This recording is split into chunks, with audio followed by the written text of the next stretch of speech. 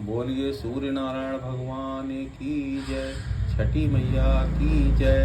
आज मैं आपको सुख समृद्धि और संतान की दीर्घ आयु देने वाली एक पौराणिक कथा के बारे में बता रहा हूँ, जो छठ पूजा के रूप में आजकल तो पूरे विश्व में मनाई जाती है। छठी मैया सूर्य भगवान की बहन और ब्रह्मा जी की मानस पुत्री हैं। एक बार एक ब्राह्मण बहुत ही गरीब था।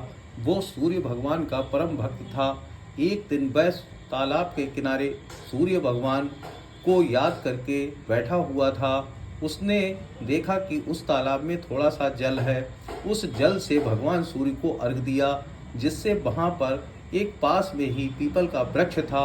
वो पीपल का वृक्ष बहुत सूखा हुआ था, लेकिन उसके अर्घ देते ही वो पीपल का वृक्ष हरा भरा हो गया। और वो ब्राह्मण अपनी पत्नी के पास, ब्राह्मणी के पास आया और उसने कहा कि मेरे इस प्रताप से एक पेड़ जो है वो हरा भरा हो गया है, जो पीपल का है। अगले दिन पुनः वह आस्था के साथ वहाँ बैठा हुआ था। वहाँ पर भगवान सूर्य प्रकट हुए और प्रकट होने के बाद वो थोड़ा सा डर गया। वो समझा कोई भूत प्रेत की साया है। उसने अपनी पत्नी अर्थात ब्राह्मणी से कहा कि मुझे वहाँ पर कुछ ऐसी ऐसी चीज़ें सुनाई दी हैं। तो ब्राह्मणी बोली कि वो सूर्य भगवान ही है जिसकी तुम आराधना कर रहे थे। अतः सूर्य भगवान से कहना कि मुझे 9 खंडों का महल, दास दासी, पुत्र पुत्री, उनकी दीर्घ आयु और सभी कुछ प्रदान करें। अगले दिन जब वह ब्राह्मण वहाँ पहुँचा तो भगवान सूर्य उसकी आराधना को मानते हुए उससे कहा कि वैसे तो तू बहुत भोला है, लेकिन तूने तो एक बार में ही सब कुछ मांग लिया। जैसे ही वो घर लौटा तो पता लगा कि उसके घर में महल बन गया और दास दासी सभी कुछ उसके पास हो गया।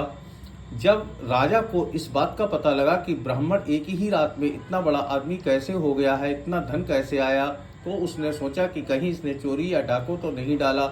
तब ब्राह्मण ने सभी हाल बताया कि ये हमें सब सूर्य भगवान की कृपा से प्राप्त हुआ है। तब राजा ने कहा कि हमारे कोई संतान नहीं है, मुझे क्या करना चाहिए।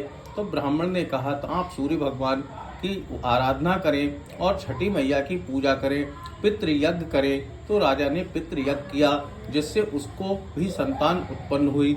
लेकिन जब वो संतान उत्पन्न हुई थी तो पहली संतान मृत अवस्था में थी। राजा को बहुत ही दुख हुआ और वो बच्चे का अंतिम संस्कार करने के लिए जब वह तालाब के किनारे पहुंचा तो आंसुओं की धारा बह रही थी। उसने सोचा कि मैं भी आत्महत्या कर लेता हूं। जैसे ही उसने आत्महत्या के बारे में सोचा, तुरंत ब्रह्मा जी की मानस पुत्री छठी मैया प्रकट हो गई और उन्हें आशीर्वाद दिया, वरदान दिया कि राजा चिंता मत कर, तूने मुझे मन से याद किया है और मैं तेरी संतान अवश्य ही दीर्घ आयु कर दूंगी।